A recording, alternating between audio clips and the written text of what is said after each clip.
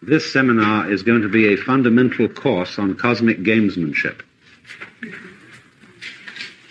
We shall discuss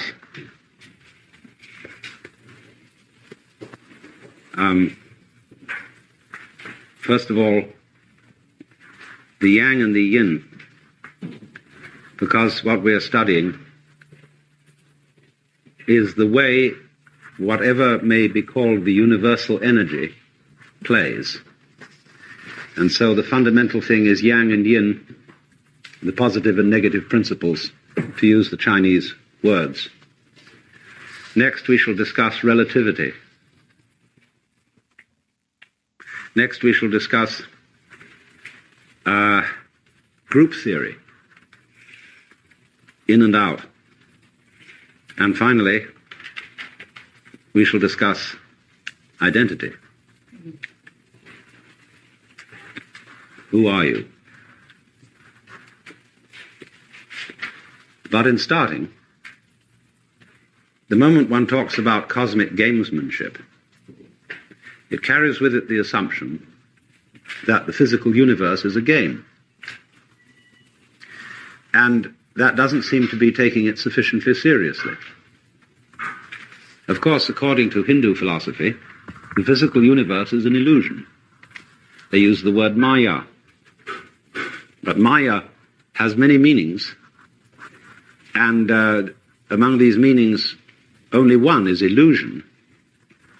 And the word illusion, of course, always carries a bad connotation to Western ears. We want something that's for real. But it doesn't necessarily carry such a bad connotation to Hindu ears, because the word Maya also means magic, creative power, art, and, of all things, measurement, because it comes from the Sanskrit root matra, M-A-T-R, from which, of course, we get meter, matter, and the Latin mater, mother. In other words, the world is looked upon, or can be looked upon, as a perfectly good illusion, because all art, in a way, is a creation of illusion. On a stage, the actor plays, and Hindus think of the world by analogy with drama. The whole thing is a big act, and there is one actor behind the whole thing, which is you. Not you in the sense of your so-called empirical ego, not you as you imagine yourself and as you ordinarily sense yourself to be, but what is really and truly you at a much deeper level.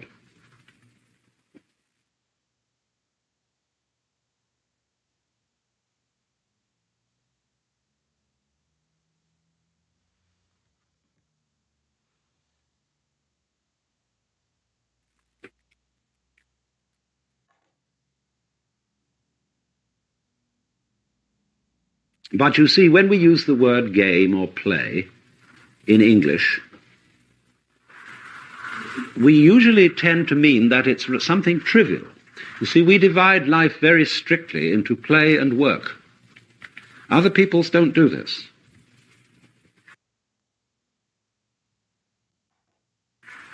And that's one of the shatteringly awful features of our culture, this division of play and work.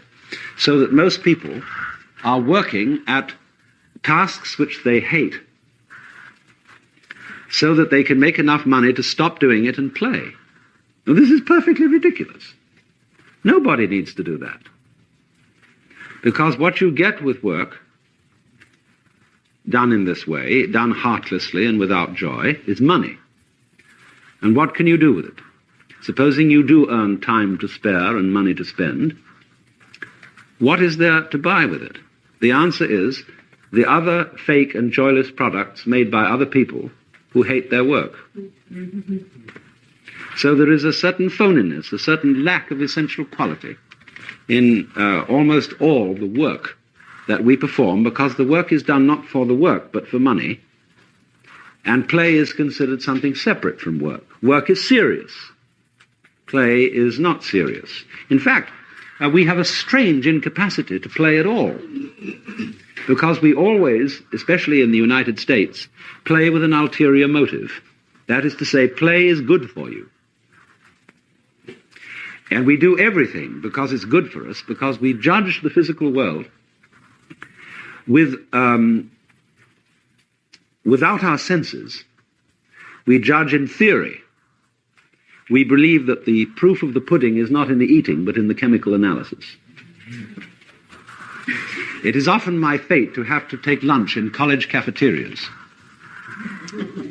And what must be happening to the intellectual life of the nation as a result of professors, graduate students, and students eating this kind of stuff must be catastrophic. Because I go all over the United States to various colleges, and everywhere the fare is exactly the same.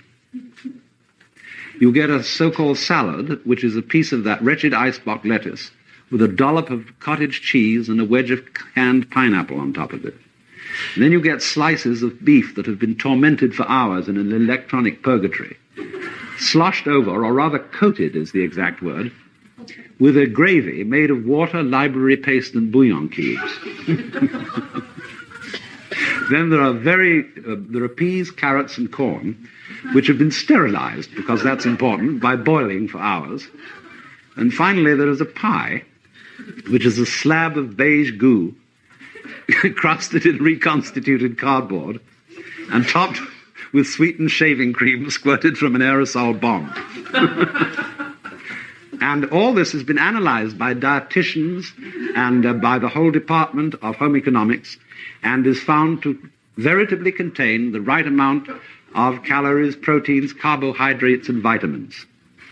Now, actually, this is all a result of academic politics, because academic politics, you know, is mainly concerned with feuding between departments. And this is the way in which the home economics department has won out, by rotting the brains of historians, anthropologists, mathematicians, and physicists with this miserable fare. And this goes on all over. Things are judged, you see, because they're good for you. And if we inquire carefully as to what this good for us is, you mustn't look into that. It's taboo.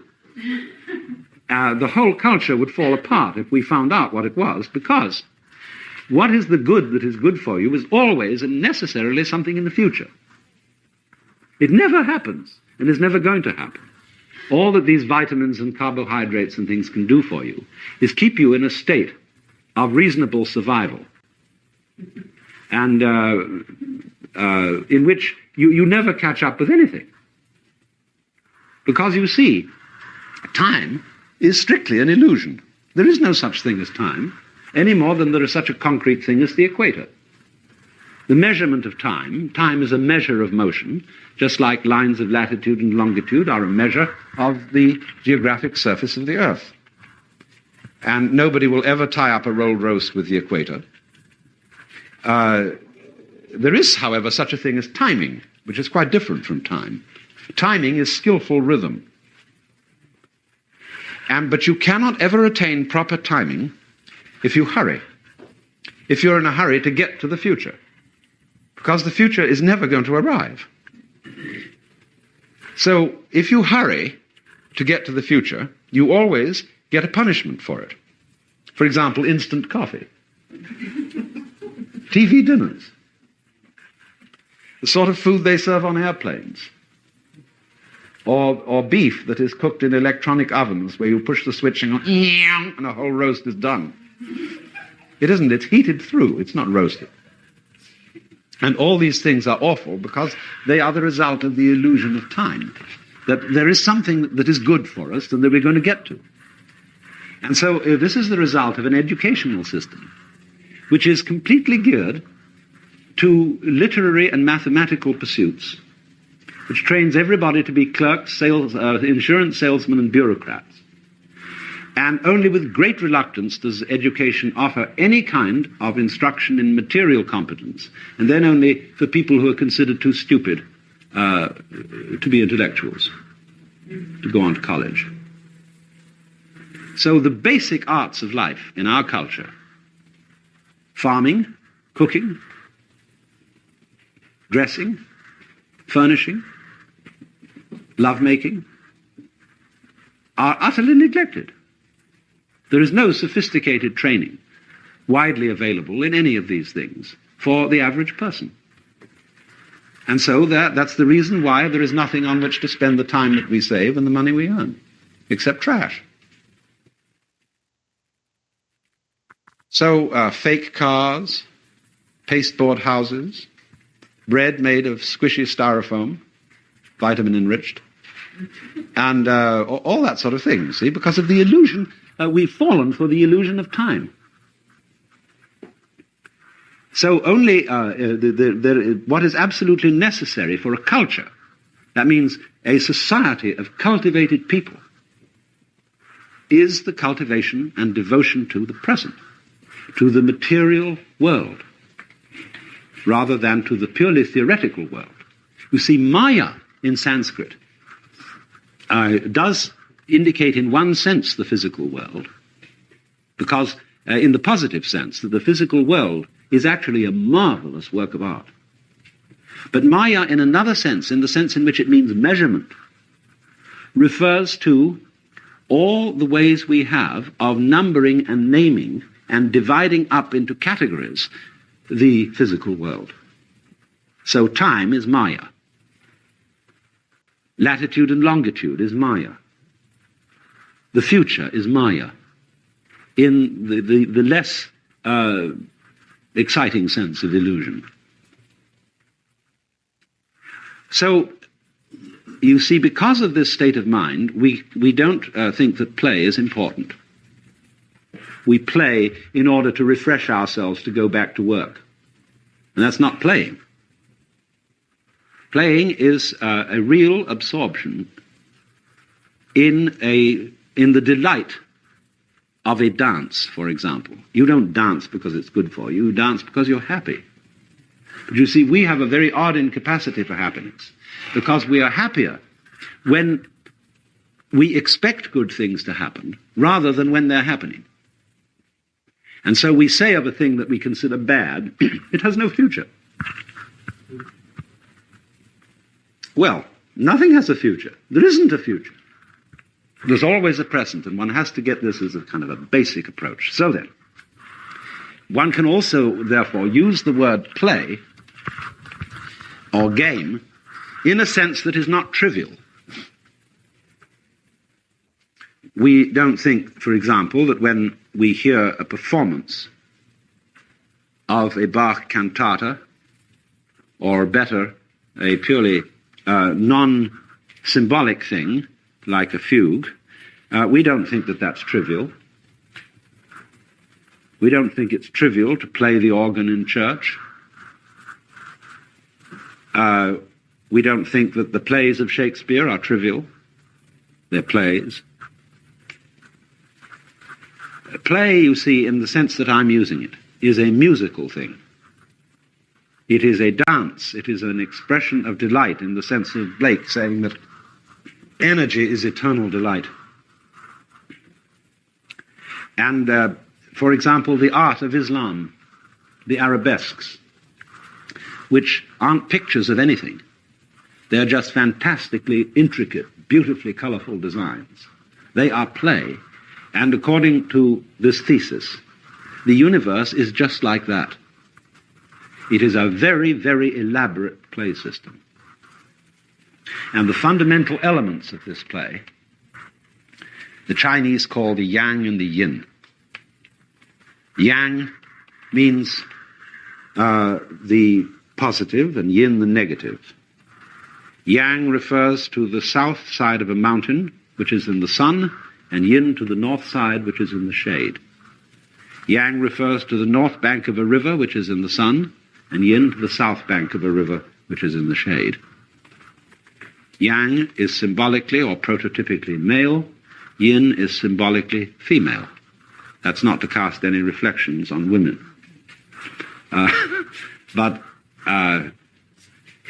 So you might say there's the reason they're called male and female is that yang is aggressive and yin is yielding. Yang is convex, yin is concave. Now, the secret about the opposites, which is as important as realizing that there is no such thing as time, the secret about the opposites is this, that they appear to be as different can be.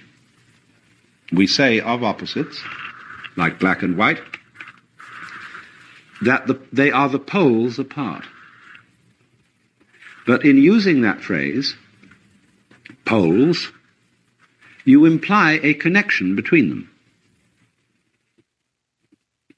As there is a connection of the north to the south pole of the Earth, and as there is a connection between the north and south poles of a magnet. They are two ends of the same stick, two sides of the same coin, two opposite points on the same sphere. And that means that they go together. In Chinese, this is called arising mutually, as in the second chapter of Lao Tzu, where he says, when all the world knows beauty to be beautiful, there is already ugliness. When all the world knows goodness to be good, there is already evil. For to be and not to be arise mutually.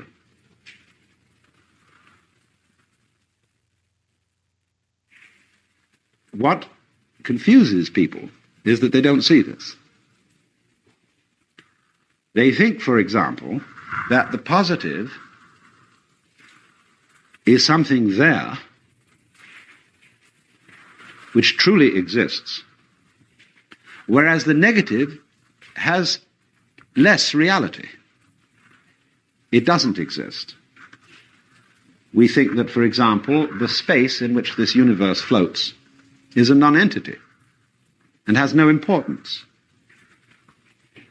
And we are thereby, because we see energy manifested in the positive aspect of things, and no energy manifested in the negative, we are afraid that energy and its delight is threatened by nothingness. That it's going to be swallowed up, and that in the end, darkness will win. We feel that about ourselves, and we feel it about the universe as a whole. Because energy is effort. And effort, after a while, you get tired and you can't keep it up. And so darkness must win. According to Chinese philosophy, that is a hallucination. Because energy cannot be manifested without inertia. There must be something to push against for there to be any manifestation of energy. You cannot dance without a floor to use your energy against. You cannot, when energy or any kind of motion is completely unobstructed, there's a sort of squish, a fizzle, and nothing happens. Because fundamentally, as we shall see next hour, motion is only realized when there is stillness, relative stillness. And so energy is only realized when there is inertia, and the positive is only realized when there is the negative to bring it out. These things work together, but when you don't realize it, you are anxious. You are afraid that the dark side is going to win. Now, the minute that happens, you become unable to play. You start getting serious, and the game degenerates into a fight. Because you feel it absolutely urgent and necessary under those circumstances that the positive must be made to win, accentuate the positive, you see? And that leads to all this beastly kind of religion, where people go around with forced smiles and hearty handshakes and accentuate the positive. And the moment that a person does that, you know that it's a big fake, it's a put-on, and that there's something utterly unreal about it. That's why you may have often experienced the fact that certain kinds of virtuous people are offensively virtuous. And they're very difficult to get on with. They don't have any light touch. And of course this is particularly prevalent in religions. Because not all religions, but many religions are states of terror about the negative side. I was talking with a very enlightened nun the other day, Catholic, and she was open to all sorts of new ideas. And I said, you know, there's one thing wrong with your worship. And the way you sing your hymns and chant your chants and do all these rituals, you don't swing. I don't mean by that it isn't syncopated. I mean by that there is not an attitude of delight about it. It's always, you feel, the service is being conducted in the presence of the chief inspector of morals. The original stuffed shirt. The appalling grandfather, in whose presence you daren't show any kind of sprightliness, because after all, you know, when we are children and we are very exuberant and we leap around and bounce and all over the place, we make the adults tired. Because the moment a child starts getting exuberant, we try to give him a guilty conscience. You have no business having so much fun. There are other people in the world who hurt. There are people who are starving. There are people who suffer. And for you to go around leaping around as if the whole thing were gorgeous is a kind of irreverence. So be guilty. Shut up. So as a result of that, where we think that an occasion is of particular solemnity, where you're in church or in court or standing in a row of Marines or something saluting the flag, everybody gets grim. And so there is no delight in religion of that kind. Well, this nun agreed with me that they really ought to do something about that. And I said, well, maybe I'll come to your convent and teach you how to sing.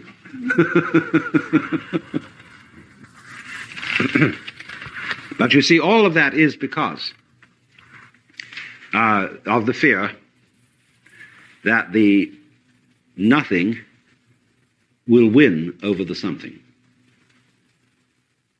Now, it's true in games, there is a winner and there is a loser. But in a fight, it's different. In a fight, the object of victory is to get rid of the defeated party. Because he's bad, and he ought not to be there at all.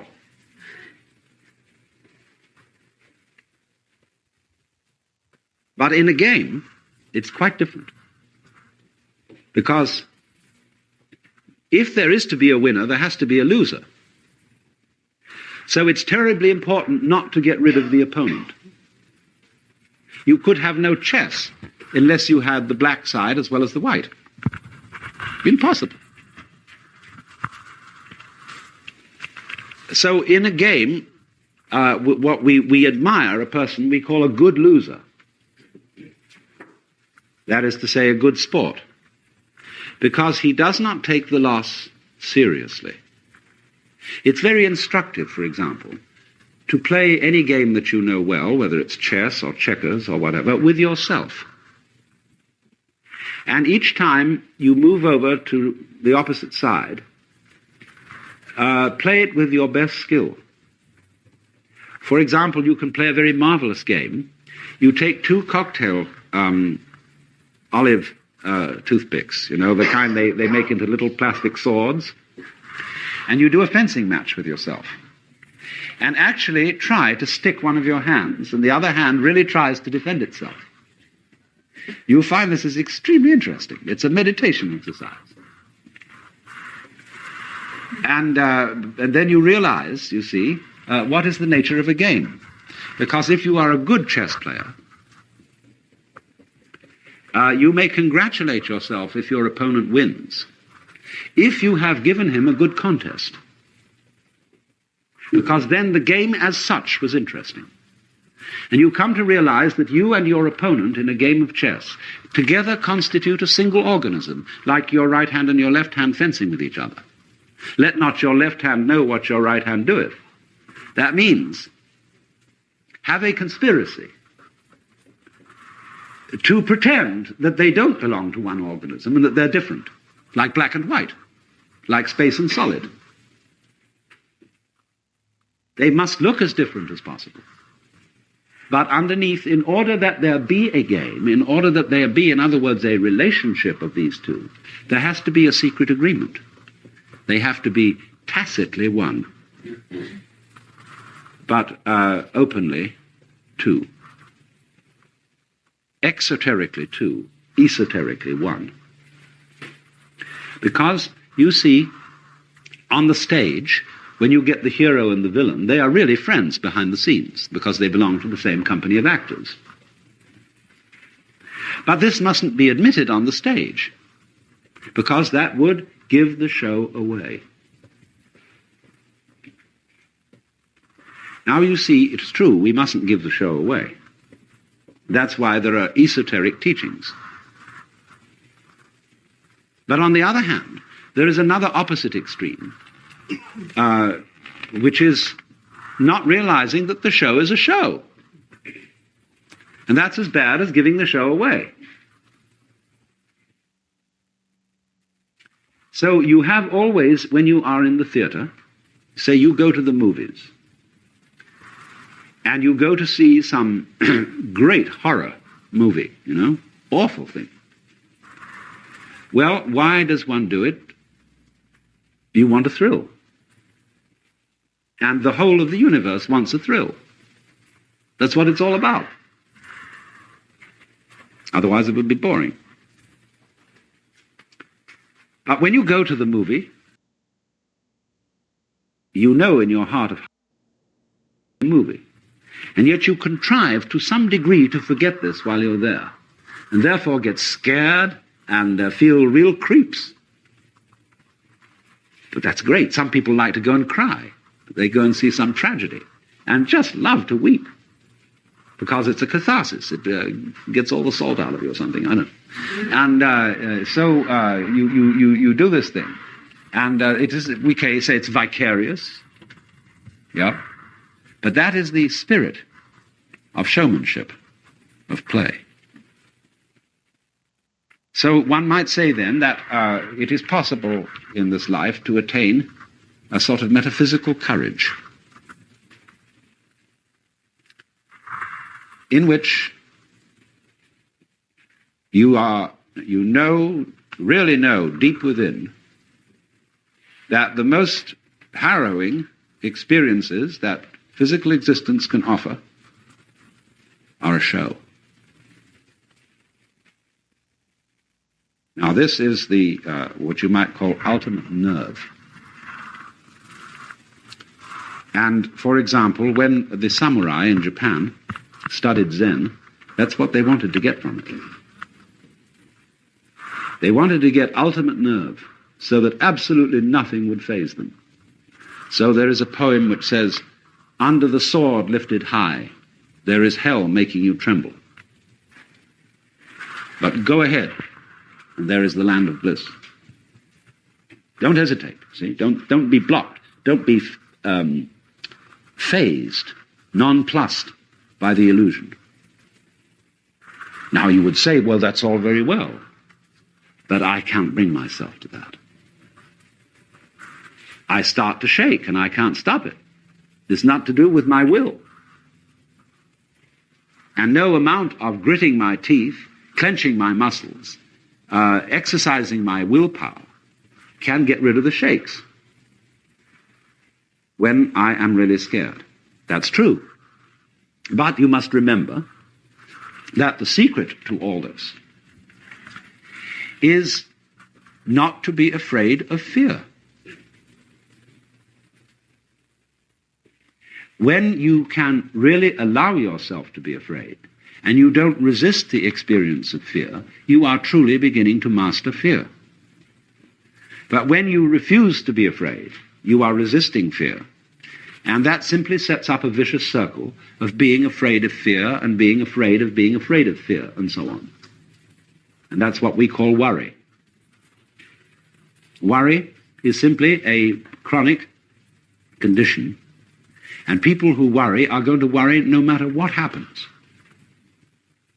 Because when one possible threat is exterminated, they will immediately discover another. Because worry is an infinitely skinned onion. And you can go on and on and on, because the moment you reduce the size of the onion and you get your worry down to about this, suddenly your whole sense of distance and size changes. And because you're looking so intently at this little onion, it fills your whole field of vision and is once again a big onion. See? You start peeling that down. But as you get another one about this size, then it enlarges itself in your judgment and your sense of values. And once more, it's colossal. Now, that's always going on. So if you are disposed to worry, there is always plenty to worry about. You make plenty of money and you have no troubles about that, then you start wondering if you're going to get a disease. And the doctor says, no, it's all right, nothing wrong with you. Then you wonder if you're going to get into an accident. And then you take precautions, and then you wonder if there's going to be a political revolution, etc. Whether your house is going to be robbed. There's always something. So it is really, this kind of worrying is a completely useless pursuit. And yet, we feel a little guilty if we don't do it. Because it's somehow put into us that a proper amount of worrying is showing a good sense of responsibility. You're concerned. And Paul Tillich used this word concern in a special way. And Quakers always use the word concern. And all people, you might say, who are socially conscious are concerned. So when we say, I'm concerned, it means I have a frown on my face. And I'm worried about you, about the nation, about the war, so on, concerned. And Tillich said, religion is ultimate concern. I am concerned about the universe. And he used this wonderful decontaminated word for God, which he got from Eckhart, the ground of being. See, God still has whiskers on it, but the ground of being doesn't, obviously. And so ultimate concern is to be concerned about the ground of being. Well, now, I don't think I'm not sure about Tillich. I knew him, and he was a very wonderful man. But what I call concern, in the way I would want to interpret it, instead of this sort of frown, is something more like amazement. In other words, that existence is extremely peculiar.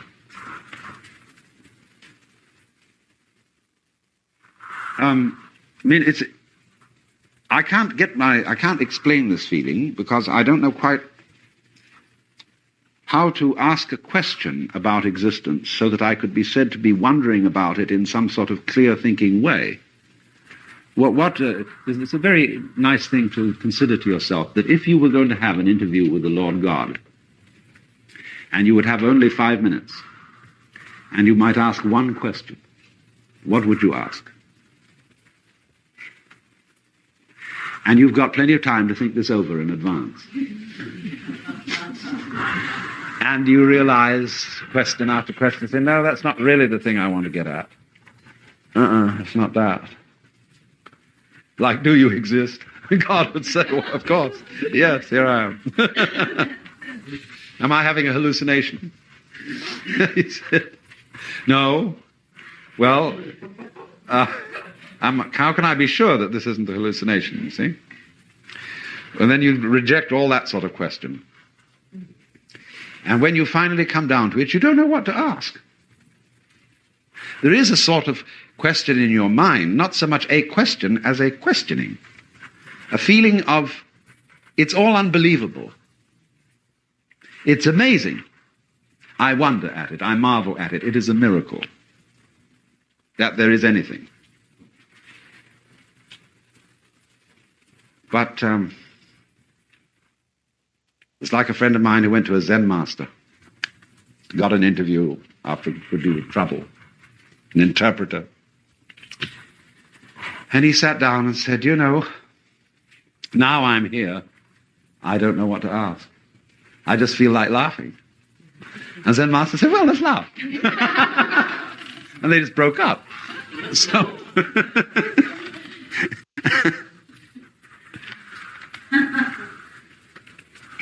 but that feeling, you see, of the marvelousness of being is what I call, or would want to mean by Tillich's phrase, ultimate concern. It's also love is involved in it. See, that's the part of the problem of an abstractionist culture such as ours. As I indicated, we are not materialists, we are abstractionists. A materialist is a lover, and therefore is somebody related to the present. Because, you see, you can't love except in the present. When you have under your hands a piece of wood, and you say, my, hasn't that a gorgeous grain, you know, and you fondle it. If it moves, fondle it. And you run over this and think, hey, isn't that gorgeous, you see? Well, you're loving it. It may be that it's an apple in your hand, and you say, I love you so much I could eat you. And you eat it. And you relish it. That's loving in a special way. So concern and love, and there are many forms of love. There's a whole spectrum of different kinds of love, which runs from the red of libido to the violet of divine charity. But all of them are equally important because, as you know, you can't have the violet end without the red end, and vice versa. You wouldn't know what violet was unless you had all the other colors. The colors create each other. So it isn't simply black and white. Between black and white is the spectrum. And just as black and white arise mutually, so you know red in relation to yellow, in relation to green, in relation to blue, and so on. But they all come out of black and white. That's the secret. I think Mr. Land, who invented a camera, made a rather spectacular demonstration of this. So,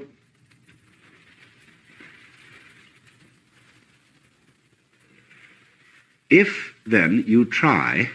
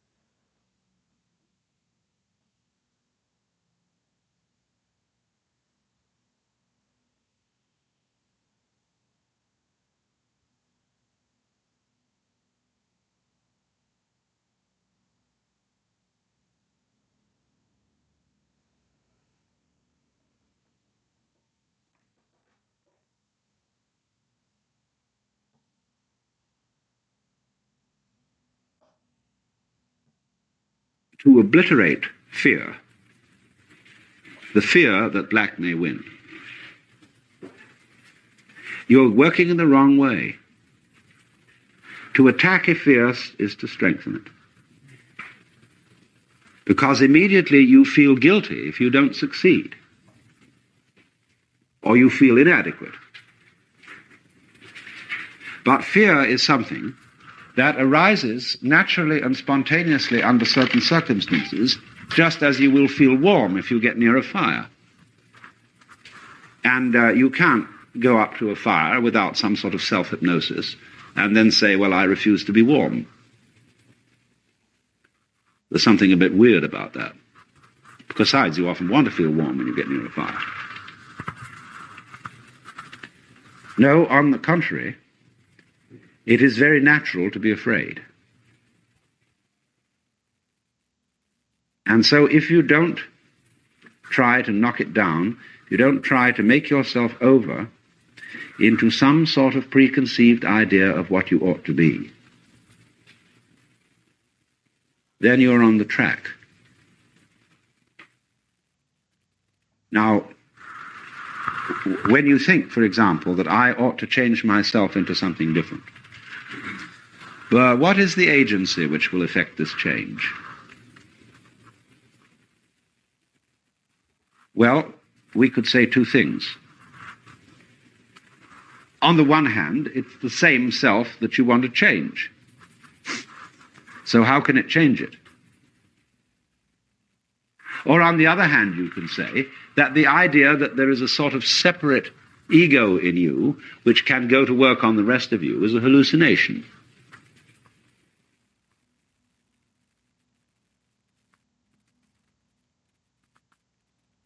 And that's why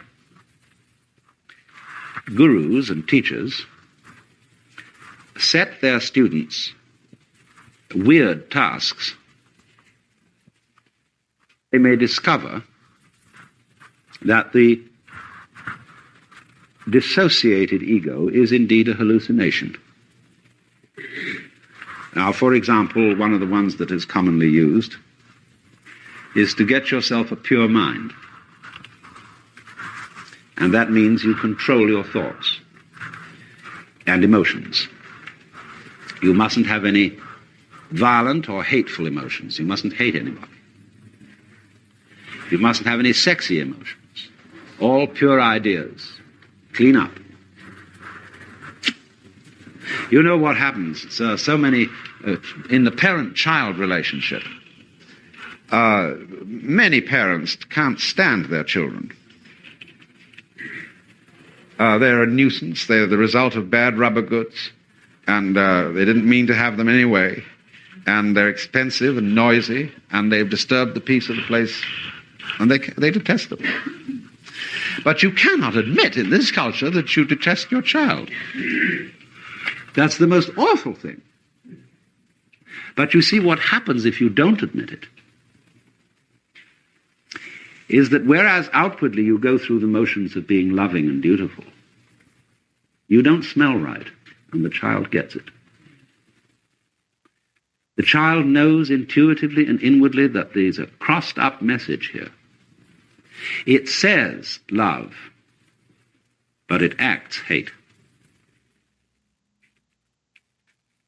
Vice versa. A lot of children hate their mothers, hate their fathers. That's supposed to be very bad. And the whole pandemonium that's going on these days is largely due to that nobody can come out and be honest about it. So now control your thoughts. Watch that hate. The moment it arises, doing, knock it down. Well, now you know the guru who's teaching you all this. You've projected quite a bit on him. The fact that you accepted a guru at all shows that you have endowed another person with much greater wisdom than yourself. That's your opinion, incidentally.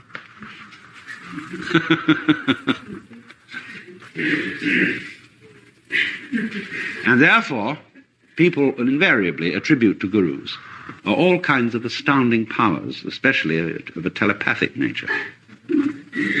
And indeed, a good guru is a very sensitive fellow and can tell by people's eyes and gestures and tone of voice all sorts of things about them, as can any experienced psychologist. But you see, when you are trying to control your thoughts, and you know you have some kind of wrong thought, you project upon the guru to recognize it instantly. He reads you. He sees right through you. And therefore you know that he almost must look at you as a terrible worm, because you can never quite succeed in doing it, you see.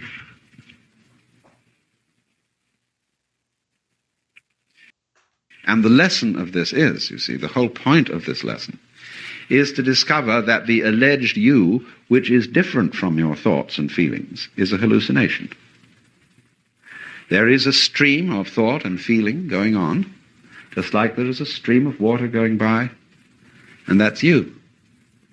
It's an organized stream, just in the same way that when you see a whirlpool in a river, it's organized, it's recognizable, it has a shape, and it has an enduring shape, even though it is a constant flow. Or take a better illustration still, a flame on a candle. It is a stream of gas, and no particle of this gas stays in the flame for but a split second. But the flame keeps apparently there and is recognizable. I can say 1, 2, 3 flames, this one, that one, t'other one. And that's like us. But that stream, which we are, is thought, feeling, what we call the body, everything like that. But the body is one of the most intangible things there is.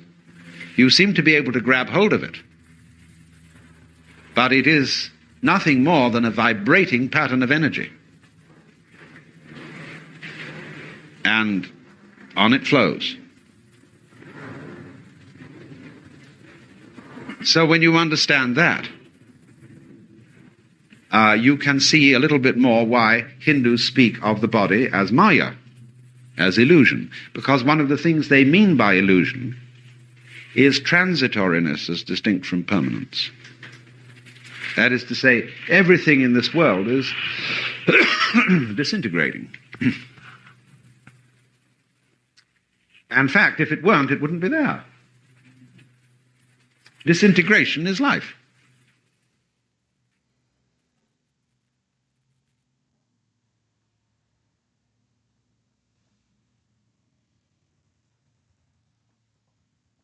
And it's as important to see that as it is to see that there is no time and that black and white go together.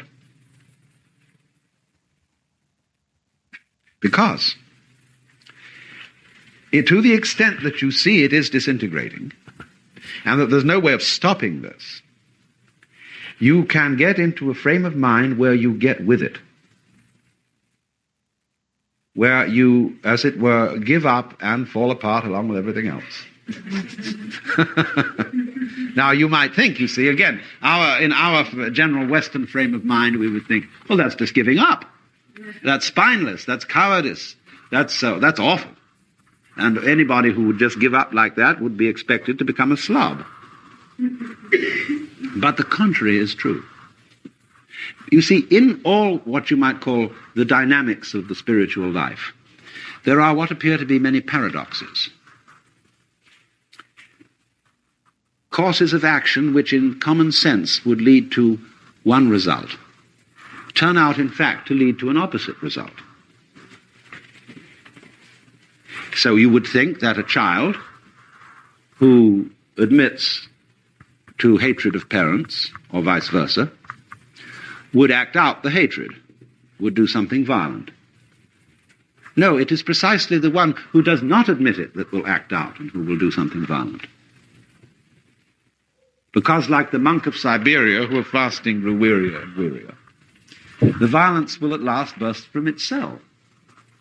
It can't be contained. And I found again and again and again, going around, especially in religious circles, where so many people are trying to not admit what they feel. Especially Puritans, prudes, very frequently have a strong streak of cruelty.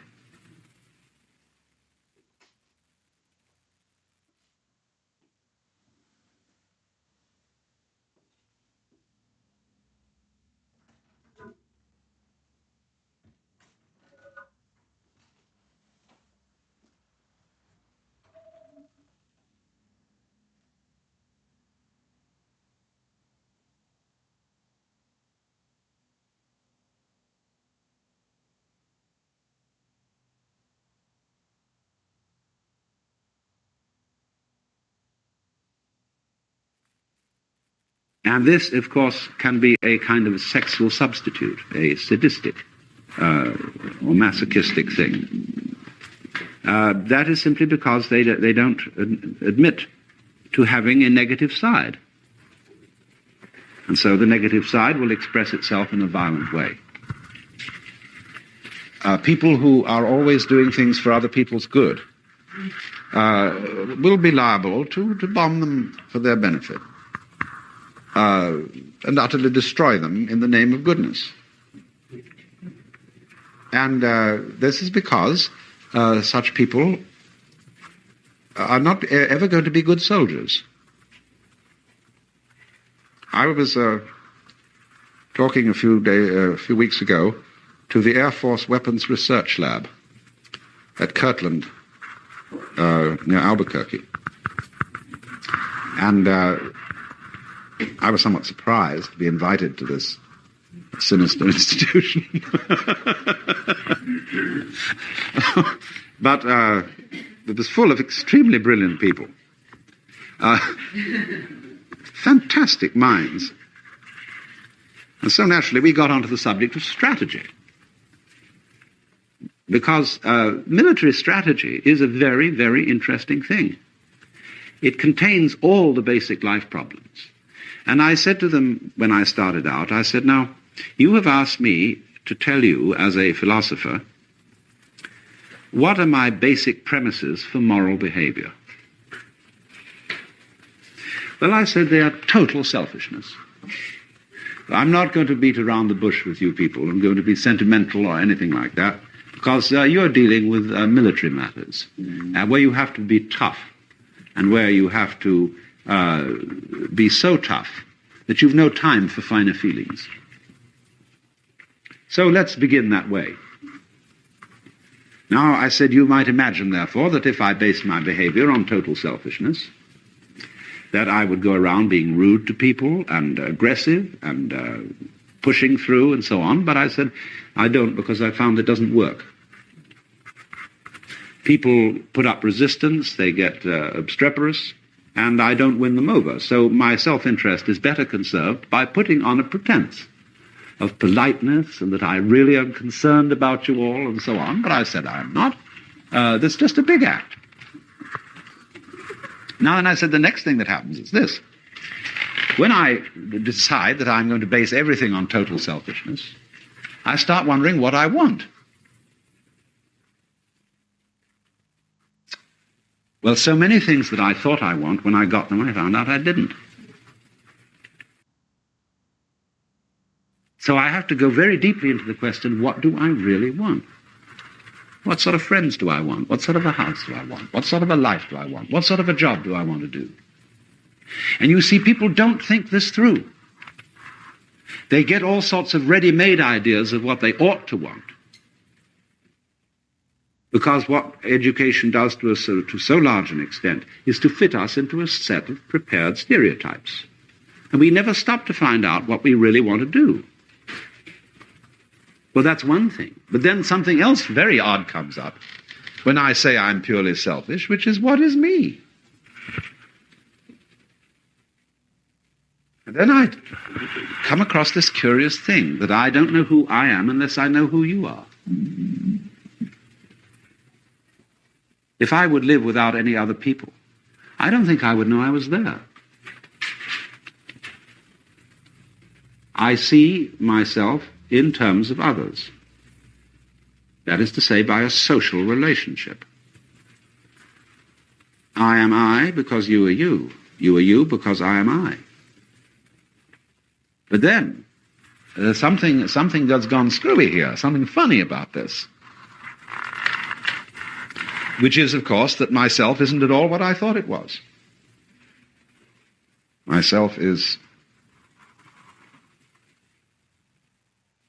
almost everything else as well as myself. Well, then I really don't know what to do, because there's no point my thinking anymore that I can just go around attacking people and getting rid of them and so on, and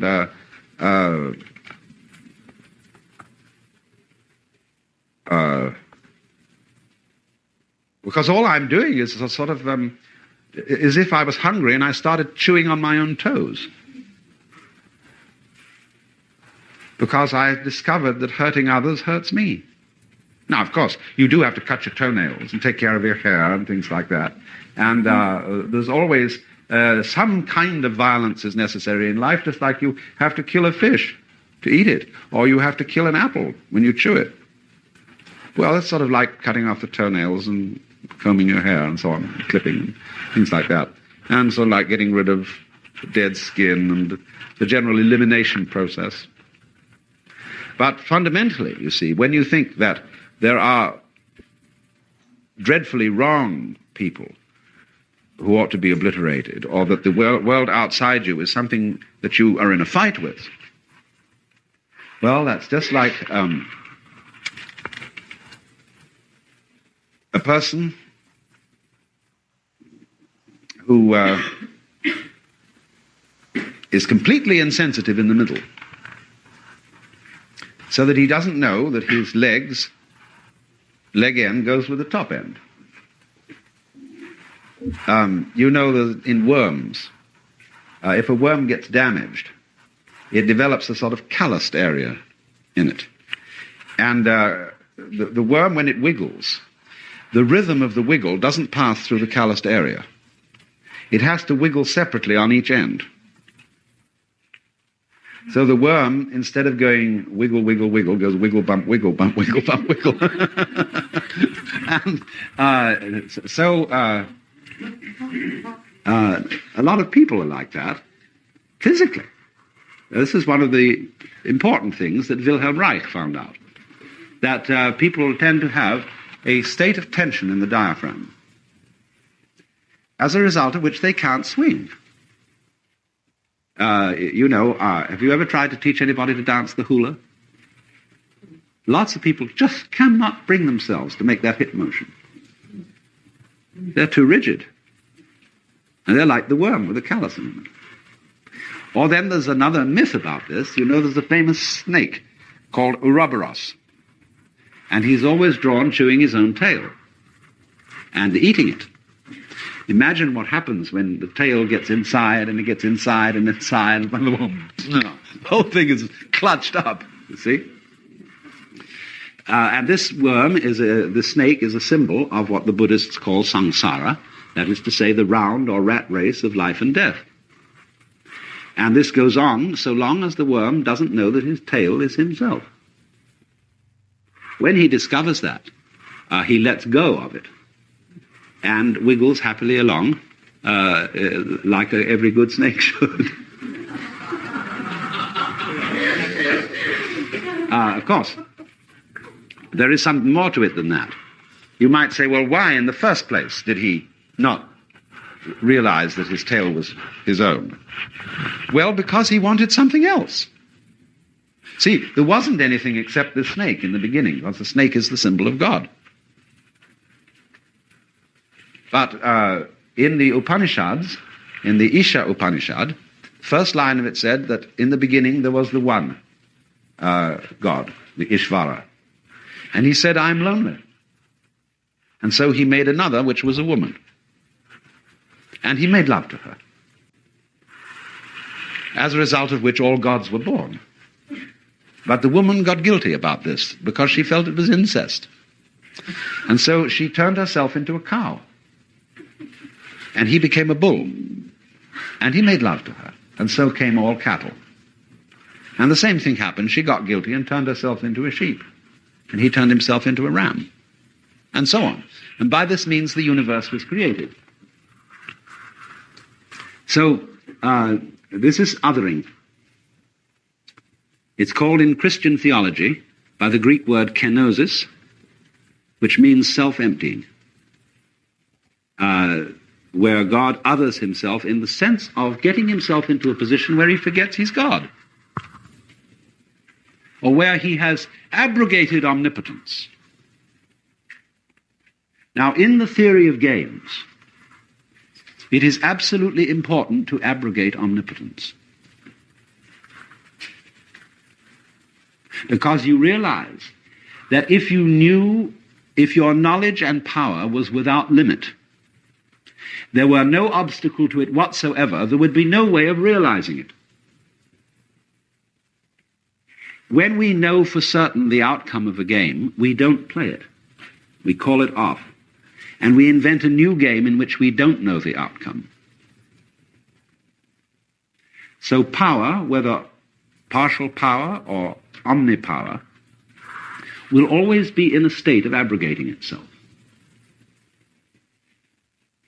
So the fundamental game, therefore, the fundamental game form, which is manifested in the yang and the yin, the two opposites, is of course the game of hide and seek. Of remembering and forgetting. You see, really to forget is the opposite of remember, only the word hasn't the same form. We should put remember opposite dismember, because to remember is to put back the members of something that has been dismembered. So when the snake thinks that its tail isn't itself, it is dismembered. When the snake finds that its tail is itself, it's remembered. So that's why the Catholics say the words of Jesus at the Mass, "Do this in remembrance of me," so that you will discover that you are one body, which is, of course, the only body there is. So lesson number 2 is relativity. Lesson number 1 having been the opposites. In this course on cosmologic or cosmic gamesmanship, we were discussing the fact this morning that any manifestation of energy needs an opposition.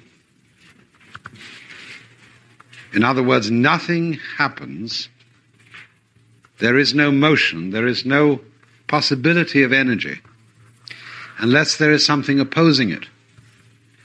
There is no dancing except on a floor against which you can push and move. And so I pointed out, therefore the sense of self depends entirely on the sensation of there being something other. But that this is a kind of a maya, in other words, the general feeling that one side is definitively split off from and separate from the other is an illusion. But nevertheless, there is the opposition between energy and inertia, motion and stillness, is something that, as it were, is the bifurcation, or two aspects of a single process. And you know it's a single process because they can't do without each other. If they could do without each other, then it would be a divided process, radically divided, split down the middle. But as it is, the interdependence of these two sides of things, or two ways of looking at things, shows that there is something in common between the two. And to understand this is the essential key to living in a sane way. Because if you're insane, you're split up. An idiot, you know, the word Greek idiotes means private, purely private. isolated, out of communication, out of relationship. And so this is a way of saying that insanity is a lack of awareness of relativity, because all existence is relationship. Now, if we can take a very fundamental illustration of this, I want you to imagine a universe in which all that there exists is one ball. This ball will, of course, have to be floating in space, because if there is no space outside the ball, nobody knows that it's a ball. There's no possibility of a ball which has no space beyond it, because then the ball itself, the solid material of the ball, would be all that there was, and there would be nothing outside it. So there would be no way of defining it as a ball. So there has to be, our universe, one ball in space, and the space outside the ball, furthermore, must be regarded as depending upon the existence of the ball. The ball and a space go together. Now then, however, there is no way of telling what this ball is doing, whether it's moving or whether it is still. It could be roaring through this space at thousands of miles an hour, and there'd be no way of proving it. There would be no air friction upon it. There would be nothing relatively stable with which its movement could be compared and against which it could be measured. So this ball has no energy. It can't even be said to be still. It can't be said to be in motion. And of course, this is the situation of the universe as a whole. In the beginning, one of the things that God said before the Bible started, the first thing according to the Bible was, "Let there be light." But actually there were several former pronouncements. One of which was, you've got to draw the line somewhere. And the other was, "Have a ball." And this is why most objects of celestial existence are spherical. Don't you think it's very odd to be living on a spherical rock revolving round an enormous spherical fire? It's just weird. Wake up and find yourself in that situation. So, he said, have a ball. Now, this is the fundamental situation. The universe as a whole is presumably some kind of ball. It's curved space, and there it is. And nothing can be said about the whole universe as to whether it is moving or whether it is still. It's neither. That's why the Hindus, in trying to make some indication of the ultimate reality, say it is not this, it is not that. It is not one thing, it's not the other. It doesn't exist, it doesn't not exist. It doesn't both exist and not exist. It doesn't neither exist nor not exist. So you can't say anything about it. Your tongue is tied up. That's why it is said in the Mumonkan, which is a great Zen text, that when you've attained enlightenment, you're like a dumb man who's had a marvelous dream. Everybody who's had a marvelous dream wants to tell everybody about it, but if you're dumb, you can't say a thing. So in the same way, the moment you realize that you are one with all that there is, well, it's this fundamental ball, and you can't say anything about it. Because it isn't moving, it isn't not moving. You can't think about it. And the reason you can't think about it is not because it exceeds you. It's because it is you. You can't get at it, like you can't bite your own teeth. So then, if we introduce two balls into our cosmos, then we can say something about motion, because it is apparent that they can approach each other or get away from each other. But no one can say which one is doing it or whether both are doing it, because there is no way of determining it. One may be still and the other moving to it or away from it. Both may be moving towards each other or away from each other, but there is no way of saying which one starts. And furthermore, they can only move with respect to each other in a straight line. They have no possibility of moving on a surface. They have defined linear motion. Now we will introduce 3 balls into our system, and suddenly we find not only that they can move on a surface with respect to each other, but also that there's going to be a little fight started. Because if 2 balls stay together at a constant space apart, and one ball appears to approach them or to recede from them, well, here is a problem. Are the 2 standing still and the one likes them or doesn't like them, so moves close or away, or is the one standing still and the 2 moving towards it or away from it? Well, there's only one way in this thing of deciding. 2 balls that stay together constitute a majority. And according to the majority vote, they will decide whether they are moving away from the other one or approaching it, or whether it is standing still or whatever. Now then, the third ball, of course, can lick them by joining them.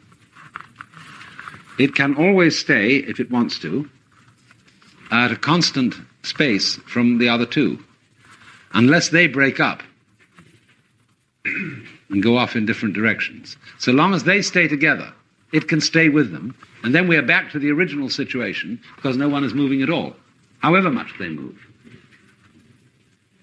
Because the 3 constitute now one constellation, one triangle. All right, introduce a 4th ball. Now we have the possibility of motion in 3 dimensions. And you would say, well, now this is good, because we've got an umpire. Somebody who stands at the distance of objectivity and looks down upon those 3 balls and will decide which of them are moving and which of them are still. Very good, but the problem is, which one of them is the 4th? Who's the umpire? Everyone is in a position of a 3rd dimension to the other 3. So everyone is both involved in the game of 3 and could be the external observer who is the umpire of what the 3 are doing. Now that is exactly your situation as being, sensing yourself as an external observer of the world. And this is a simple, basic principle in terms of which all bodies in the cosmos may be understood. It's simply nothing but a multiplication of this situation. It's complicated, yes, so that you have to scratch your head to think about it. But it all reduces down to this fundamental mutual motion of balls. So, you see from this, what is the meaning of relativity? So, none of the balls, incidentally, have such a thing as a true position. Because the position of any one of the 4 is where it seems to be from the different points of view of each member of the group. The members of the group can get together and agree upon a theoretical positioning of the balls, but they can never directly see all of the balls, including the one that's looking, in this theoretical position, just in the same way as you have a theoretical idea of the dimensions of a room, which would correspond to an architect's ground plan and elevation.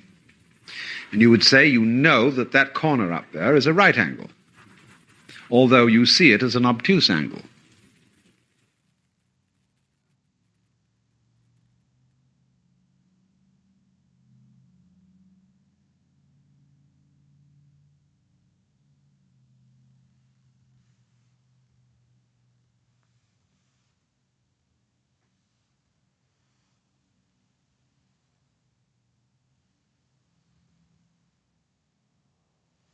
Now, this agreement as to what are the true positions of things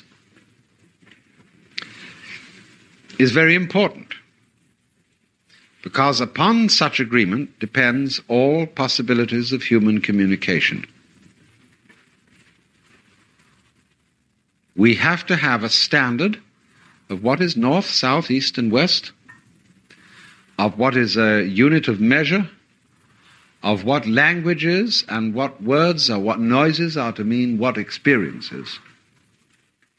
And by constructing this conventional standard of measures, we are able to agree with each other.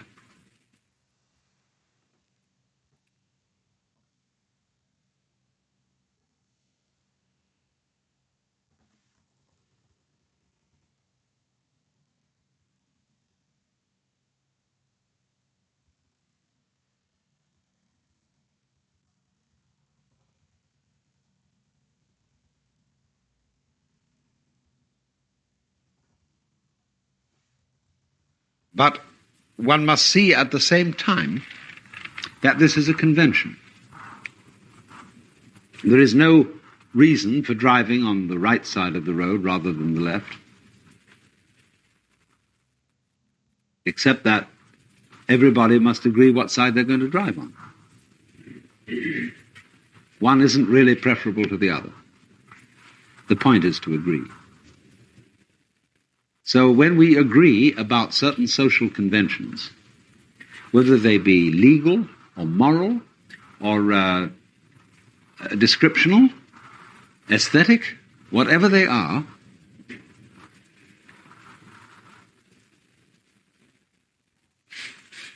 they are a construct, they are an abstraction. And nobody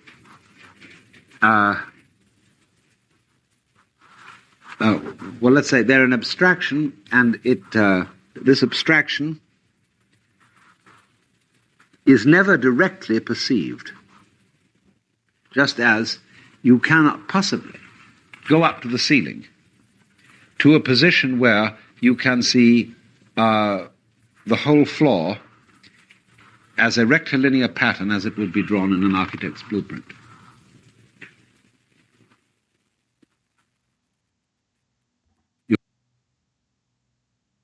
Your vision will always be distorted. If by distortion you mean departure from the blueprint.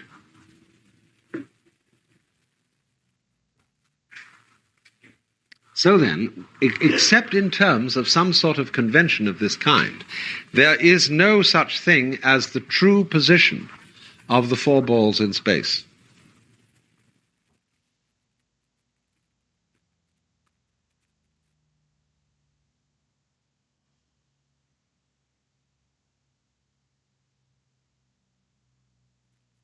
Because you must always ask, when you ask about truth, truth for whom? Or truth in relation to what standards? Now you see, when we measure something by inches, inch numbered 1 is the same length as the inch numbered 2, 3, 4, etc. When we measure things by the clock is a circle regularly divided into 360 or multiples thereof degrees. But I've often wondered whether it wouldn't be interesting to have elliptical clocks or May West-shaped clocks, so that certain times of the day would go faster than others or slower than others. It might be very convenient to have the evening to last longer, slow time down for the evening, you see. Speed it up at some other time. Why not?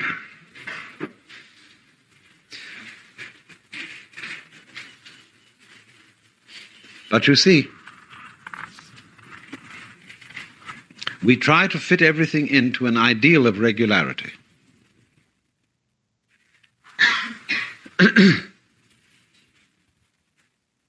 Now the next point is that if relationship is existence, we are going to discover from this that the existence of any identifiable thing or event in the whole cosmos depends upon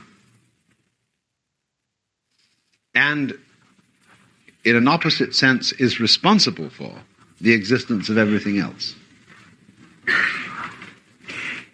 But to do that, we've got to understand another image, which I will illustrate with the parable of a rainbow. Now, you know there's an old philosophical conundrum. If a tree falls in a forest and there is nobody around to hear it, does it make a noise? This is a very simple problem, but it has been discussed in ways that make it very confusing. A noise is a neurological experience caused by a vibration of air interacting with an eardrum and an auditory nervous system. So therefore, obviously, when the tree falls, it will set up a vibration in the air. But if this vibration in the air does not pulsate upon an eardrum, there will be no noise. You can see it in a simpler way. What will happen if I hit a skinless drum? There will be a hit but no sound, because the drum has no skin. So if there is no eardrum, the vibrations in the air will not make a noise. I don't need to prove this, any spookery about mind as distinct from matter or anything like that. It's quite straightforward. But now let's take the somewhat more subtle case of seeing a rainbow.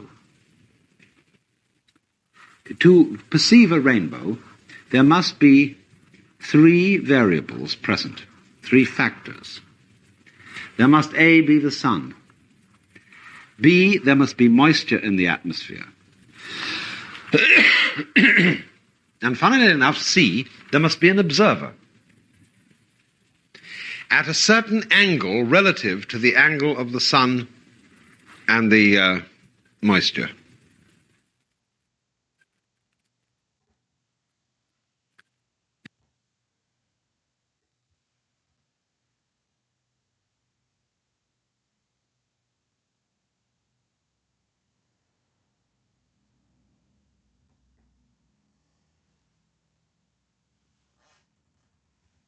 The observer will, in other words, be standing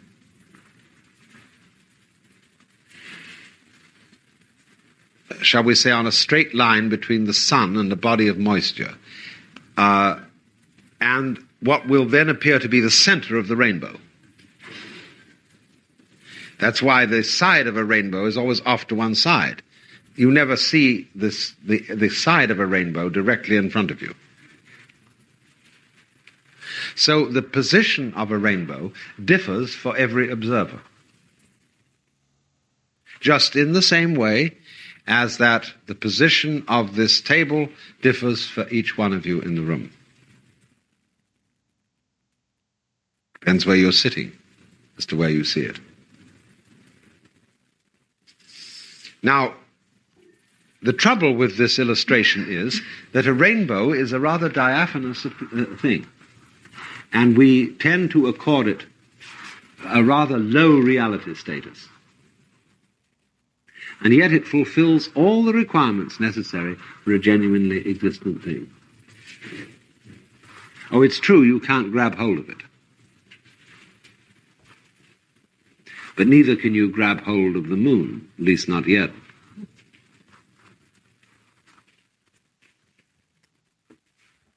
Now, it has these criteria. It isn't a hallucination, because everybody standing around will curse and swear, and they see that at such and such a time and place they veritably do see this rainbow. So it's not like a ghost or a hallucination. But everybody sees it in a slightly different place. And you see, if there were no sun shining, there would be no rainbow. If there were no moisture in the atmosphere, there would be no rainbow. But let us suppose that the sun is shining and there is moisture in the atmosphere, but nobody is around. We'd only say with great reluctance that there would be no rainbow, because that way of looking at things upholds a particular mythology of the world. The world is something independent of us. This is the great superstition of Western culture, that the world is independent of you. that you don't make any difference to it. It's just something into which you come, and it's going along and along and along. And you come in and you look in the box and say, well, that's the way it is, and then they kick you out again. But now let's set up the situation in another way. Let's suppose the sun is shining out on the ocean somewhere, and I'm on a ship, and I could look over there and I say, my goodness, isn't this a nice day? If there was some moisture right over there, we would have a rainbow. And everybody says, well, there isn't one. It just does not truly exist that there is a rainbow. All right, the sun is shining out on the ocean, and there is some moisture. If there were a ship sailing near it so that there could be someone to see, there would be a rainbow. Now, in these two situations, they are both exactly the same.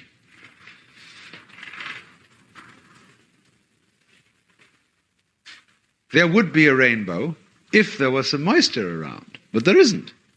And equally, there would be a rainbow if there was someone to see it, and there isn't. Those are two completely equivalent situations.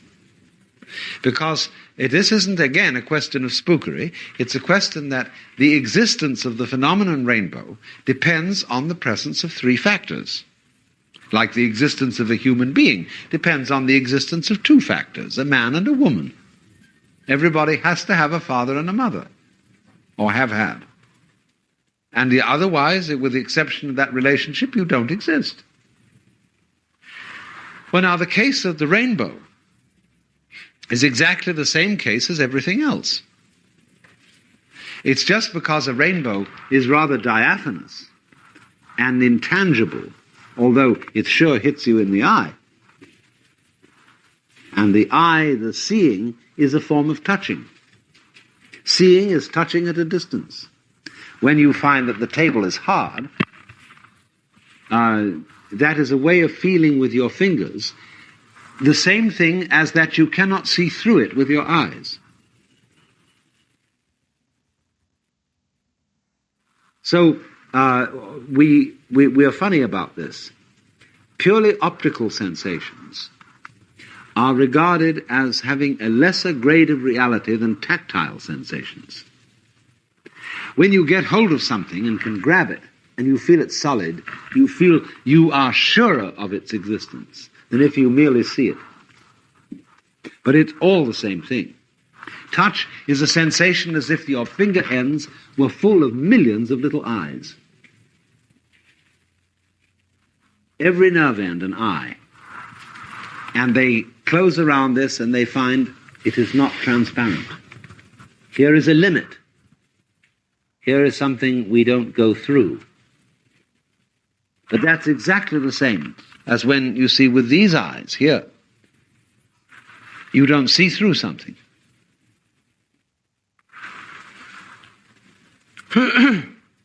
So then, the physical world responding to the sense of touch. I mean, it's another way of saying that the table would not be hard and is not hard except when touched. It is the touch that evokes the hardness in the table. When it is not touched, it's not soft, it's not hard. It has no quality at all.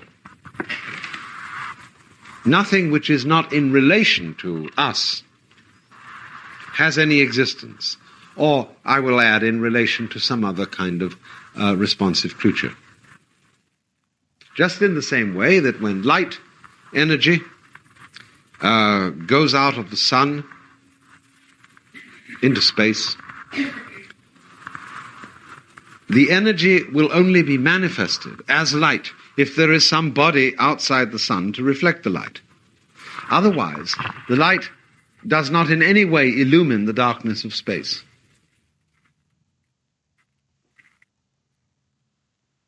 You must bring something into it to manifest the light in space. So a Zen poem says,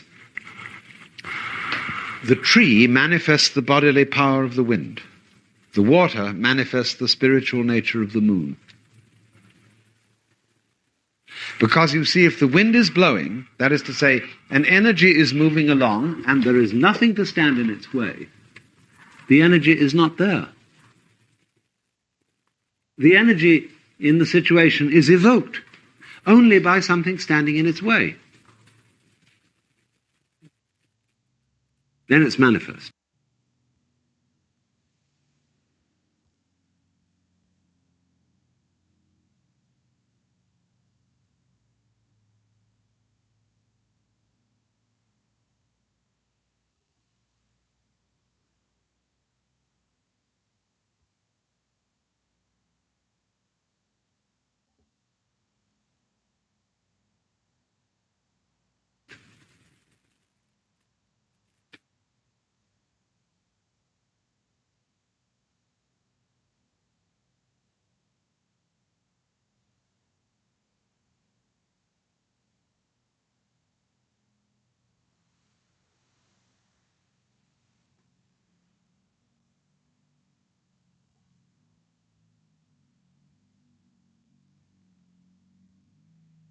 The water manifests the spiritual power of the moon. Why? Because in the breaking waves, the moon can be shattered into thousands of fragments, and yet it always remains one.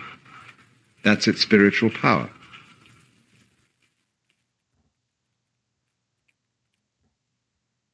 You wouldn't see that miracle of the moon if it weren't for the waves. And they divide it up like that. All right, you can say, it's a distortion. That's what it is. That reflected, smooth, and still surface are already the reflecting surface. Okay, if you want to consider that way, it's your privilege. But you can have any kind of reflector you want. So in the same way, it is with you. What you see, therefore, depends on the way your senses are constructed. You have certain kinds of sense organs, and these sense organs evoke the kind of universe appropriate to them.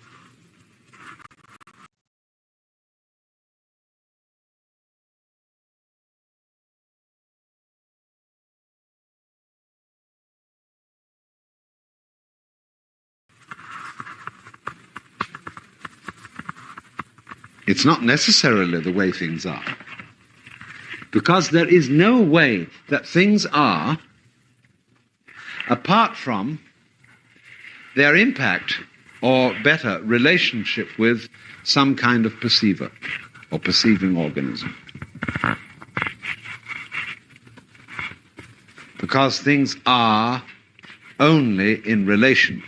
When there is nothing to which they can relate, nothing is happening.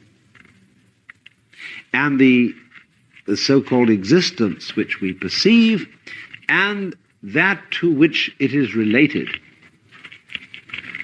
come into being together.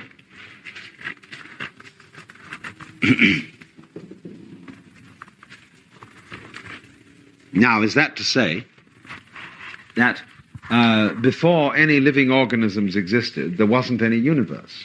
Is that to say that all our knowledge of the prehistoric and geological past of the world and the cosmos before life came to it is nothing but an extrapolation? That is to say, all we are saying is that this is what would have been happening if there had been people around to see it.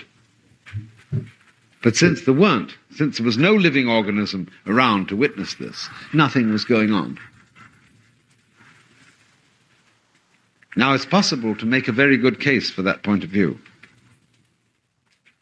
But I would like to be a little more modest and not make it quite that radical. And I would say rather this.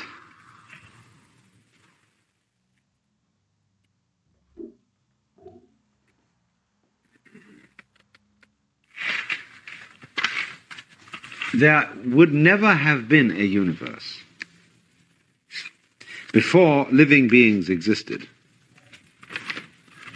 unless there was going to be a creature called man.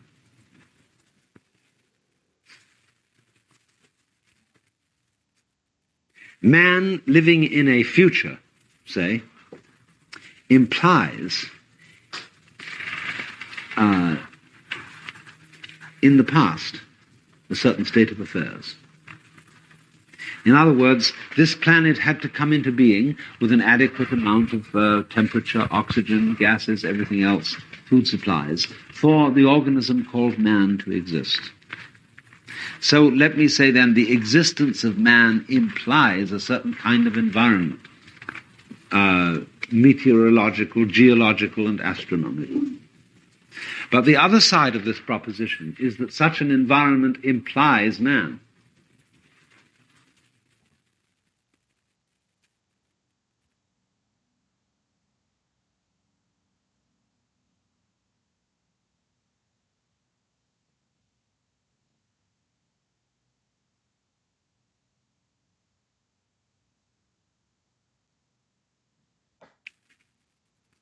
Now, where you get two sides of a situation where they imply each other mutually,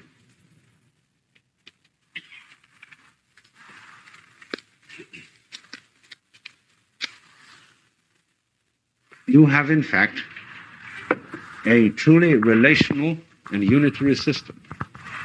Well, then, therefore, the answer to this problem is that prior to the existence of any form of life, the universe at that time is dependent upon the fact that those forms of life are going to emerge. Now, this is a thing that is very difficult for us to understand, because we think of reality proceeding forward into the future,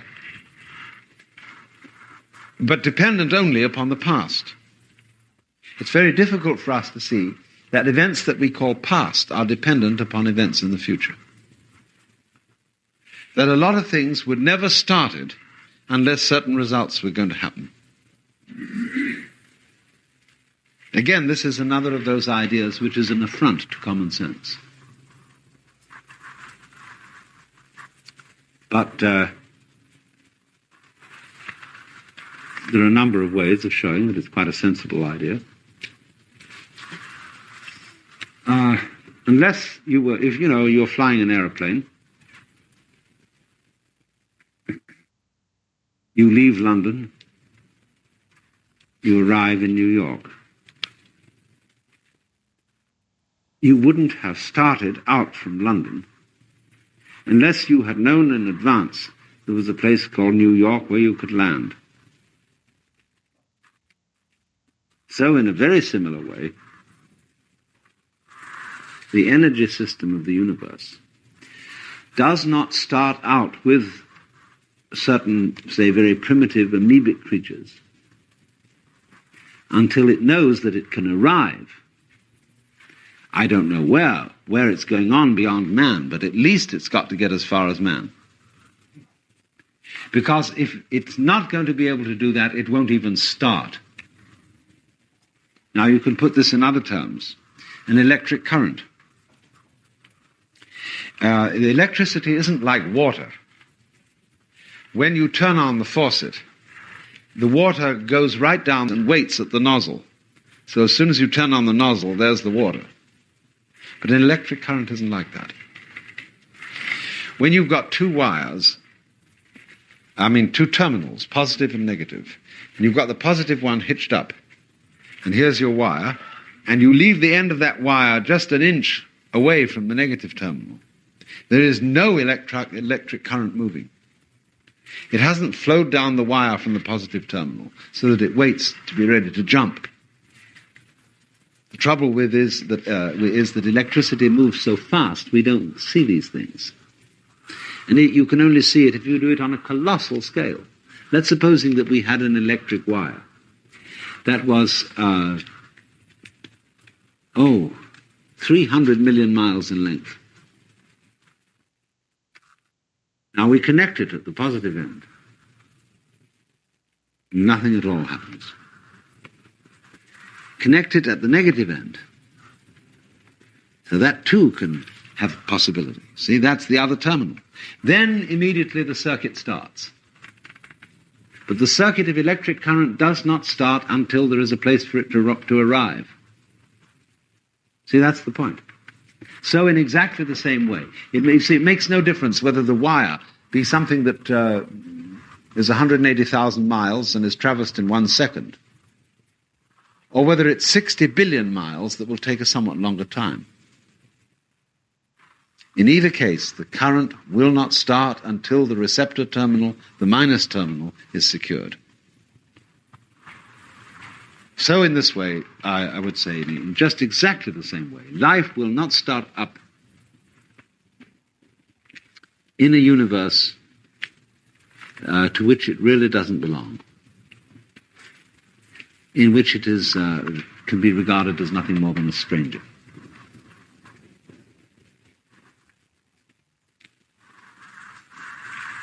So if you follow that out, you see this, that the whole existence of the universe depends on every individual.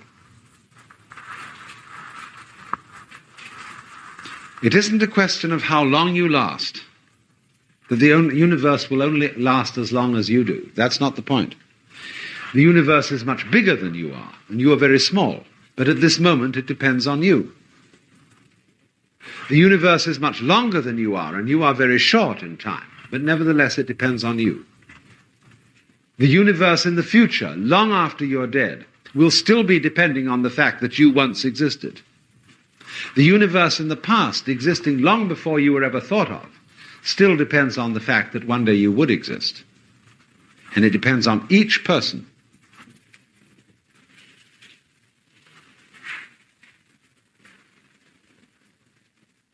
So, in other words, there is, in everything that happens,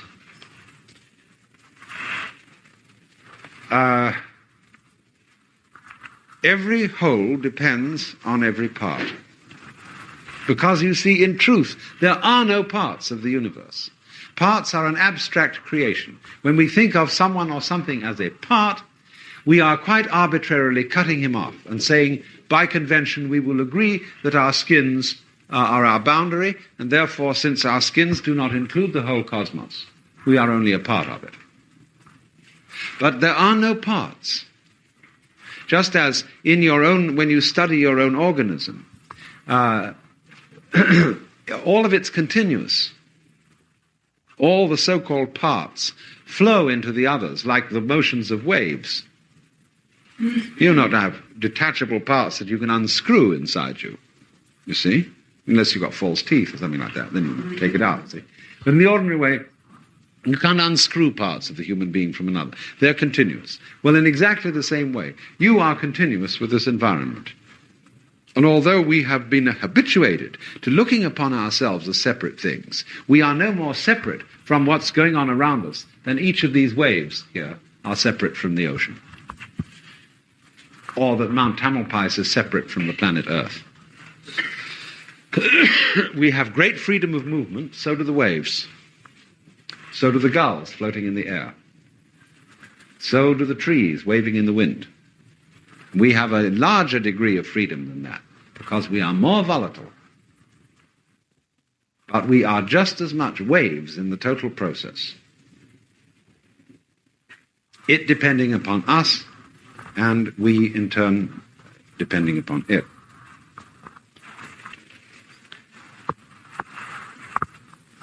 Now understand the meaning of there being no parts.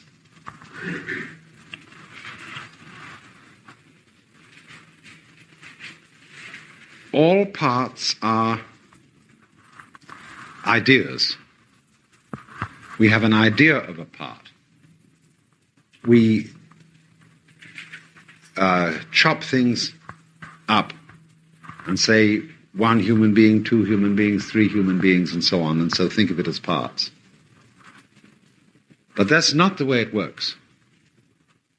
You can see this from the most elementary neurology, by understanding that it is the way you are as a living body that evokes the kind of universe that you see. It is your body which turns the sun into light, which turns it into heat, which turns water into wet and rocks into hard.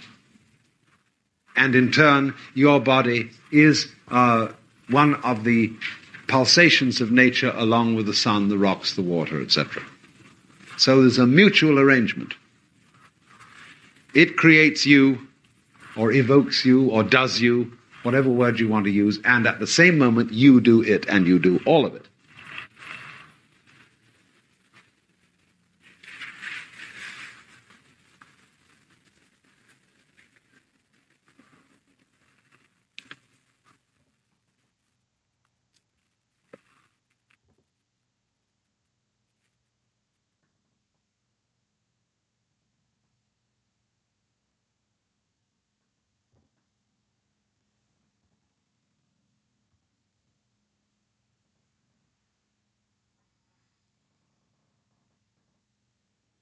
So this is why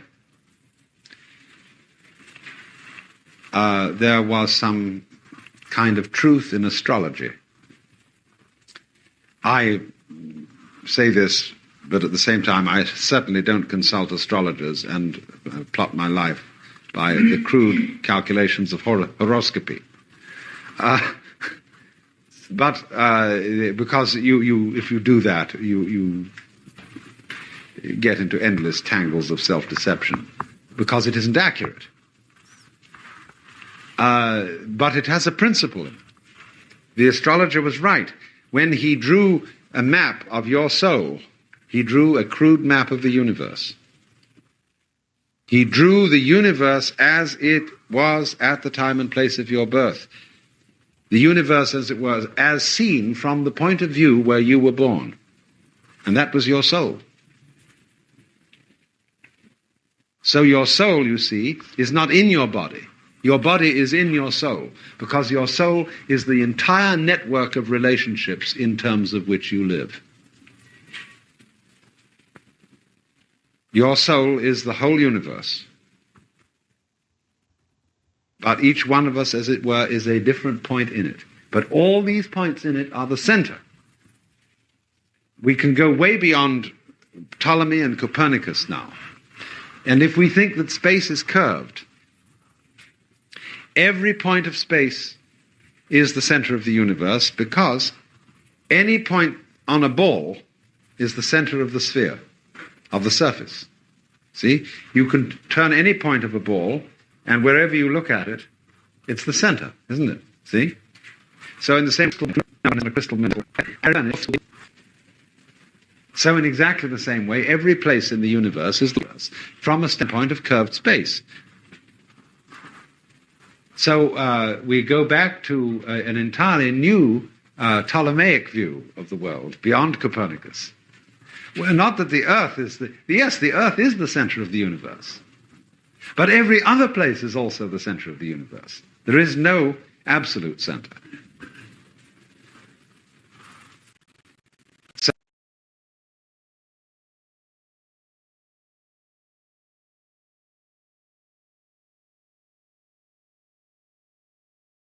So this is an astronomical way of saying, in Sanskrit, tattvamasi, you're it.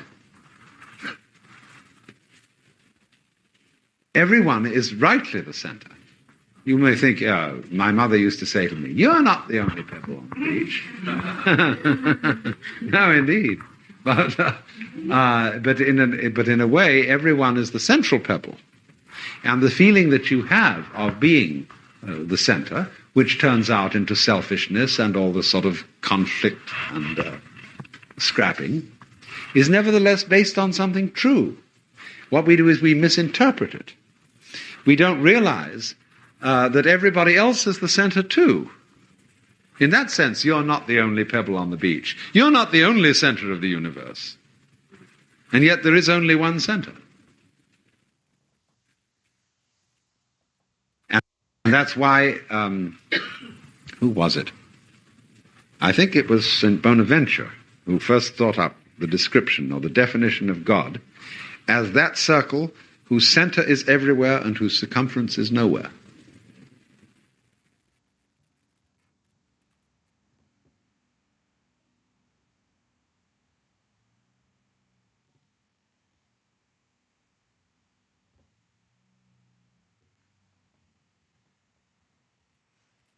And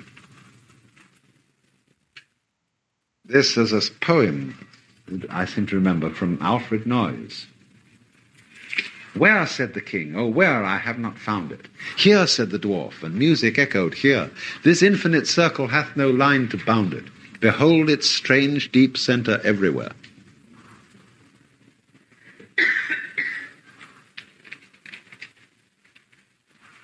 So this, then, you see, as what I'm playing with here, is what the Buddhists call the Jiji Muge. That means, Ji means a thing event, and you repeat it twice, so it means between thing event and thing event, Muge, there is no mutual obstruction. This is called the doctrine of the mutual interpenetration of all things and events. So it would be like those lovely drawings where you take a circle, and you can play with this, it's a nice thing to play with, and you mark out 12 equal points around the circumference of the circle. Then you join every point to every other point. You get this beautiful star. And incidentally, this is the diagram of the notes of the 12 notes of the scale. Bach worked this out. And it's a lovely thing, you see, it's a beautiful star.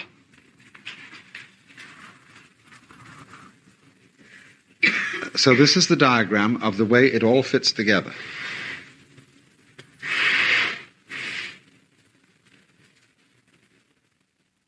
Now, if you study that,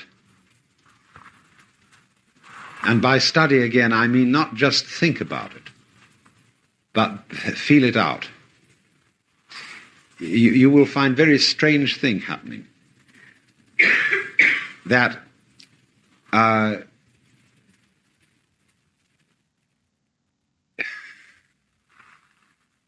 you will find that the present moment, with all its particularity in which you live and are functioning now, is exactly the same thing as anything you could possibly conceive of as eternity. You will find that your limited life, and remember what I said about limits, you have to have something to push against. Your limited life, with its frustrations and with its particular problems at this instant, is the same thing as omnipotence.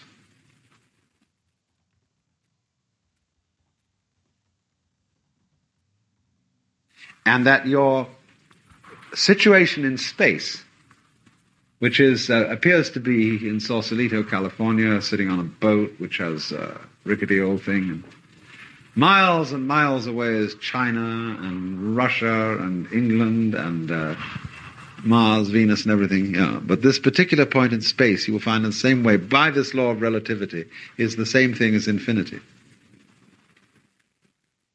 Infinite space. Because it all goes together. It implies the infinite, the eternal. All the energy of the universe is implied in any tiny hair on your skin. It goes with it. Mutually implies. This is the point. Just as the kind of cosmos and atmosphere in which we live, my existence implies that kind of an environment, so the environment implies me, mutually. And it all goes together. Now, the only reason for saying this, you see, it is really terribly obvious. But the only reason for saying it is that people don't know it. And think instead that they don't belong, that this, I'm just, because the parents put down the children and said, little children should be seen and not heard, you don't belong here. Like I read the other day in some paper, somebody was saying, some young person was addressing a girl and saying, he was trying to make love to her, he was trying to woo her. And she said, you won't be friends with me because you say I don't like your personality. But said, you don't have to have a personality. A personality is something you had to put on because your mother didn't love you. You had to make up to her. Really, you don't need a personality because you're the essential thing, you see? and a personality is just a way of performing to ingratiate yourself. Well, we all do it because we put on personalities when we act like clowns and entertain the audience, put on masks, funny faces. But really and truly,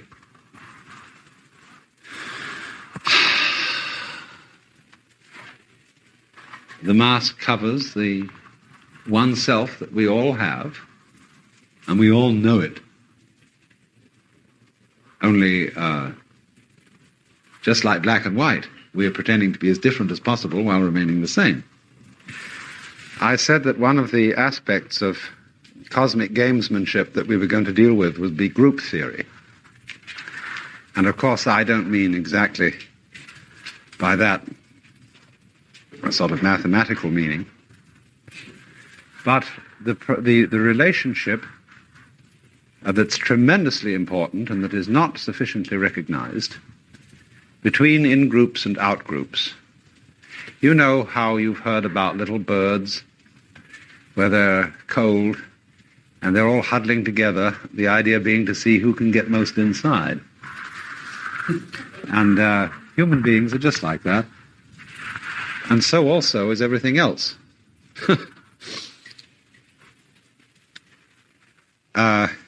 Because this is an absolutely basic requirement of having an identity. To have an identity is in some way or other to be in. I often try the experiment in giving a lecture of drawing a circle on the blackboard and asking the assembled multitudes what I have drawn. And people will almost invariably say that I have drawn a circle, a ring, or a ball. Only very rarely does some bright person suggest that I have drawn a wall with a hole in it. Because the Gestalt theory of perception shows us that our attention is captured by enclosed areas as against open areas, and by moving objects rather than still. And so always, therefore, we tend to prefer the in situation. That is something, you see. The star is an in situation with respect to space. The space is the out situation. And so we feel that space is not important. It is nothing. It is just unimportant in a way. But the in situation is something. So then whenever human beings get into an out situation, like being a rejected minority, living on the wrong side of the tracks, they will find reasons for convincing themselves that their situation is the truly in one, and that the people who claim to be in are really out. So, as I have sometimes said before, I hope this doesn't bore too many of you, but in Sausalito we have exactly that situation. We have the hillbillies, who are the old-time people, who regard themselves as in, because they have the money and they live in the fancy houses up on the hill. And then we have the waterfront people, whom they regard as out, as a nefarious bunch of beatniks and bohemians and scallywags. And so the people at the hilltop fortify themselves at their cocktail parties with conversation about how awful the people are down on the waterfront. And at the cocktail parties down in the waterfront, people fortify themselves by discussing the squares on the hill. And we believe down here that we have the true way of life, that we're not beating our heads out, making money to buy pseudo-rocket ships. Although I do own a pseudo-rocket ship, but it was wished on me. Because, you see, I try to be a bridge person. That's what's called a pontifex. one who, between opposed classes, points out the connections. Because the connection is that neither class would know who they were without the other. So it's tremendously necessary to have an out-group in order to know that you're an in-group. In other words, if you belong to the church, which is the assembly of the elect of God, or if you belong to the synagogue, which is to be a member of the chosen people, and outside are all those goys, then you know you're in. You see? But you must have the outsiders to know that you're in. There must, in other words, be beyond the pale of the village, the howling waste. And then you feel cozy, you feel protected, you feel you're there. And so in that way, bodies have skins, eggs have shells, and so on all through nature. Inside versus outside. But this versus must be understood as a form of symbiosis. And this is the crucial matter. This is absolutely of critical importance to anyone who wants to understand politics or military strategy or any of the real hard, tough games of life, that social conflict or conflict between the various biological species is a form of symbiosis. Now, ordinarily, we consider the symbiotic relationship to be one of mutual support, as is obviously the case between bees and flowers. Which came the first, bee or flower? This is the same question as which came the first, egg or hen. Because where there are no flowers, there can't be bees. And where there are no bees or other fertilizing insects, there cannot be flowers. So the truth of the matter is that bees and flowers, different as they are in appearance, and separated as they may be in space, they constitute a single organism. This is the real lesson of the bees and the flowers. And the same must be said truly of man and woman. There are no men without women. There are no women without men, because it always takes a man and a woman to produce a human being. So we are a man-woman arrangement, a woman-man arrangement, whichever way you want to look at it.